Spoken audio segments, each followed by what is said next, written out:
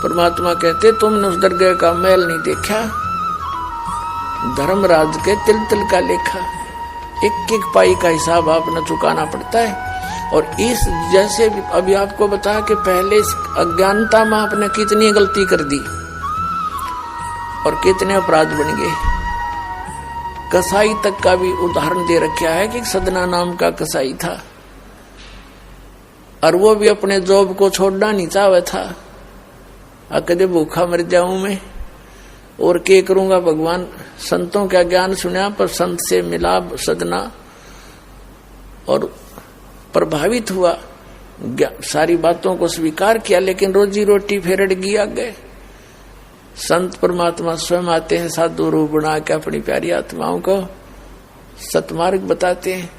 कबीर परमेश्वर आते हैं, साधु रूप में बैठे थे तो सदना कसाई ने सत्संग सुना, परमेश्वर जो संत रूप में आए हुए थे कबीर जी, बड़ा प्रभावित हुआ, अपने कर्मों की तरफ झांका और कहा भगवान मैंने तो नाश कर दिया, क्या मेरा भी उद्धार हो सके गुरुदेव, हे महात्मा जी। तब संत ने कहा, संत रूप में परमात्मा विराजमान थे, कहने लगा भाई आगे पाप करो ना और पिछले माफ हो जाएंगे, इस भक्ति साधन से मैं बताऊंगा ऐसे।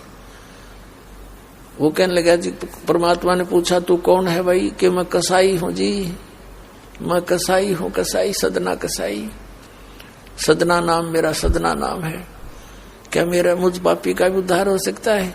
परमात्मा ने कहा भाई होगा, कति हो जाएगा, पर बेटा आज्ञा ना करिए। कहने लगा जी क्यों कर बात बनेगी, और तो कोई साधन नहीं रोजी रोटी का। परमात्मा संत जी ने कहा, परमात्मा संत रूप में बैठे थे, बेटा पेट में भगवान न पाला तू, जब कौन रोटी लेकर जाया करता तेरी, कौन पहुंचाता था, और माँ के गर्भ से बाहर आते ही माँ के सतन में दूध दे दिया, उससे पहले दूध नहीं था, तो क्या अब वो तेरी संभाल नहीं करेगा। लेकिन ये तो एक हमने औपचारिकता सी बातें लगती हैं, क्योंकि हम दूसरे रंग में रंगे हुए। कहने लगा जी मेरा तो काम ना चले, बालक भूखे मर जाएंगे, मेरा तो और कोई काम नहीं, मैं तो नौकर हूं एक कसाई का और मन्नत यू काम करना पड़ेगा। तो परमात्मा ने सोची भाई ये तो सारे बांध रखे काल ने। कहा, परमात्मा ने कहा बेटा इसने छोड़ दे तू। तो सदना कसाई कहने लगा महाराज ये कुकर छोड़ो, भूखे मर जाएंगे, बालक नाम लेना चाहे उठे नहीं, मेरा उद्धार कर दे गुरुदेव, उद्धार कर दे, मैं तो कति नरक में गया। परमात्मा बोले भाई नो दोनों बात क्यों करोगी मेरे। फिर परमेश्वर ने सोचा चल भाई चाकस होती है इसकी तो बहुत जबरदस्त इच्छा भगवान में। तो मालिक ने कहा ठीक है बेटा तू न्यू करिए, एक अपना लिमिट बना ले कि इससे ज्यादा नहीं बकरे काटेगा, जितनी तू ज्यादा से ज्यादा बना ले, पर रही है वचन पे। अब सदना बोला जी ठीक है। उसने सोचा रोज के 5-4 काटने पड़े हैं, हम बेईमान से। कहने लगा अब जी 100 तो ज्यादा नहीं काटूंगा डेली। परमात्मा बोले अच्छा भाई जाता है, ठीक है बेटा देख रही है वचन पे, अकजी पक्का हूं मैं वचन का। चला गया। अब क्या हुआ कि उस शहर में राजा की लड़की का ब्याह हो गया, बारात आ गई और उसमें बकरे दारू चल रहे। मुसलमान बादशाह था, मतलब मांस तो आम खाते हैं, दारू शराब तो नहीं होगी खैर। अब उसके सदना के मालिक ने आदेश दिया कि सदना बड़ा ऑर्डर आएगा जैसे, और भाई ला दिए बकरे ला कर रख दिए 20। अब 20 काट दिए सदना ने, फिर डिमांड आ गई 20 की और। कहने का भाव ये है कि 100 के 100 बकरे कट गए। और सदना ने सोचा भगवान कति पूरी बात बनी, हे भगवान आपने प्रण भी आपने रखा, मेरी तो प्रतिज्ञा भी आपने रखी, मांझ दो के हथियार दर दिए, रहेगी इज्जत आजत, कति नाश हो गया था। इतने में परमात्मा ने क्या किया, एक बहुत बड़े व्यापारी का रूप बना के पहुंच गया सदना के मालिक के पास और कहा भाई मैंने ऐसे ऐसे कांटेक्ट करना, एग्रीमेंट करना तेरे से, रोज के 20, 30, 50 बकरे चाहिएंगे और मैं ऐसे आगे सप्लाई किया करता हूं। तो बड़ा खुश हो गया वो सदना का मालिक कसाई, कहने लगा भाई ठीक है। और वो बोला जी बाकी एग्रीमेंट कराएंगे सवेरे, तो मैं थक रहा हूं, भूख लाग रही है कि मैं खाना खिलाओ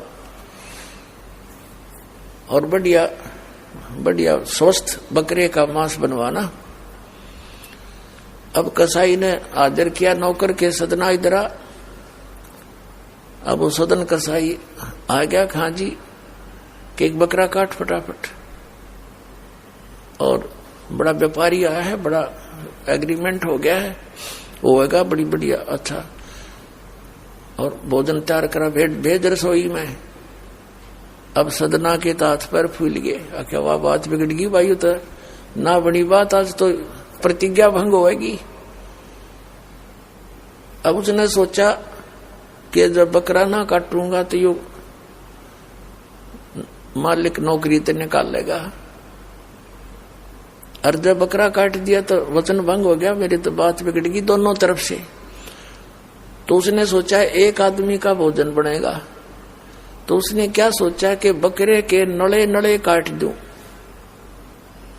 अंडकोश, अब मेरा पर्ण भी रह जाएगा और भोजन भी बन जाएगा एक आदमी का। हथियार उठाया और बकरे के वो नड़े काटने चाहे, बकरा बुलवा दिया परमात्मा ने बोला सदना और देख भाई मर्यादा ना तोड़े, ना जाने कितनी बार तो तू बकरा बन दिया और मैं बना कसाई, और देखियो मैंने तेरे गल काटे हैं, तेरे को ऐसे नहीं काटा जैसे तू काटने जा रहा है। अब सारी रात तड़प कर मरूंगा मैं, तन्ने भी फिर मैं ऐसे ही काटूंगा तेरे को, ये देख लेना। अब बकरा किस सदना किसके बकरे काट रहा था, हाथ मत कर छूट गई, कप्पा खड़ा खड़ा बकरा बोले ना कटर बैठ गया रोए। मालिक ने बाट देखी, रसोई में आवाज लगाई, रसोई से संदेशा गया जी अभी तक आया नहीं, मटेरियल पदार्थ नहीं आया, बनाऊं के ऊपर। खुद मालिक गया, सदना से कहा कि सदना क्या करे, तूने काटा नहीं बकरा। मैं नहीं काटू मालिक, मैं नहीं काटू। उसने सोचा ये तो दुश्मन है, ये प्रसन्न नहीं है मेरा इस एग्रीमेंट से, ये काहे का नौकर है। अब बोला तू नहीं काटे ना, मैं काटू। उठा गुस्से में सदना के दोनों हाथ काट दिए उस कसाई मालिक ने, अरे एक मारी लात करते पैर काट दिया। अब जैसा भी ट्रीटमेंट वगैरह करा करो का, महीने 2 महीने रो पीट कर उसने सोची क्या करूं भाई। उसने सोचा चल पड़ी यहां से। उस संत ने कहा था मैं वहां जगन्नाथ के मंदिर में रहता हूं, वहां आ जाना। उस जगन्नाथ के मंदिर की तरफ चल पड़ा कि भाई परमात्मा ने जब इतना चमत्कार दिखाया है, बकरा बोलिया, इसे बुंडे काम ना मैं तो कदे भी ना करूं, मरवा से जीवा से भूखे मरे। आदमी की कही तो ना जच्चे, पर वह तो सच्ची होगी, सामने तो जुल्म हो गया। यूं तो बहुत बुरा जो है ना एक रूटीन है, यू नहीं करें भाई कति भी। संत साची कहे थे, वो उस दिन जच्ची उसके उस गुरुदेव के पास समाधान के लिए चल पड़ा। देख कहां तक बिजली गिरती है इस बुंडे कर्मों से, कैसे फिर जो मालिक परम संत की शरण में जा रक्षा कैसे होती है। अब वो चला जा रहा था, पहले सरपंच नहीं होते थे, नंबरदार होली सोली होता था गांव का, और 5-4 गांवों में से एक गांव वाले व्यक्ति नंबरदार को कोई विशेष और पावर दे देता था राजा, जिस वो दंडित भी कर सकता था अन्य किसी उनको। एक नंबरदार के घर पे रास्ते में जा रहा था, नंबरदार के घर पे रुक गया और कहा जी मैं रात न रुकूंगा, मैंने आगे यात्रा पे जाना है, जगन्नाथ में जा रहा हूं। तो पहले धार्मिक वैसे तो आम व्यक्ति की बहुत इज्जत करता थे, अतिथि की। नंबरदार ने सदना को रोक लिया, रुक जा भाई, भाई रोटी खाइए, अलग से व्यवस्था कर दी, खाना खुना खा ठाट तरह। अब क्या हुआ कि उस नंबरदार की पत्नी जो थी वो बैड कैरेक्टर थी।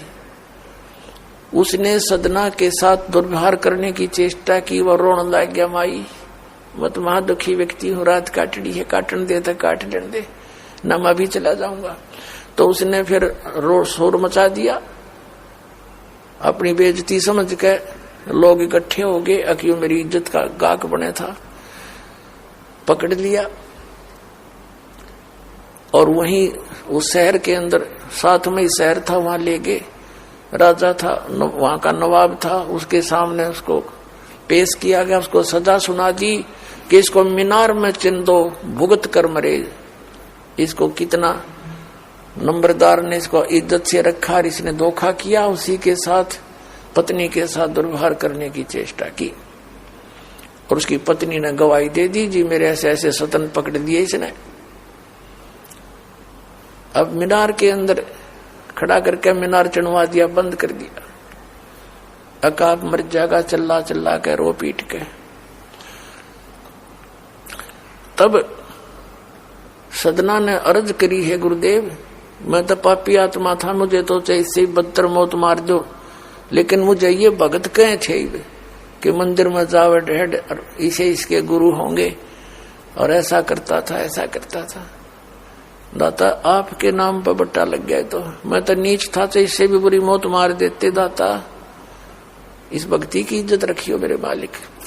इतना ही कहा था, वो सारा मीनार फट गया और ईंटें उन सरपंच के सर में लगी। उसकी पत्नी के दोनों सतन कट के वहीं गिर गए, खून चल पड़ा।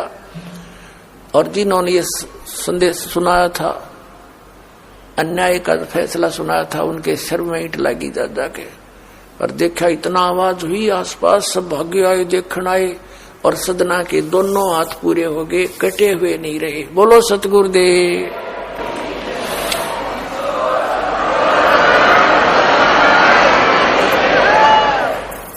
तो कहने का भाव ये पुण्यात्माओं, हम मर्यादा इतनी भारा मान रहे हैं जो भगवान के मार्ग पर चलने वाली, और उनसे ही लाभ होगा।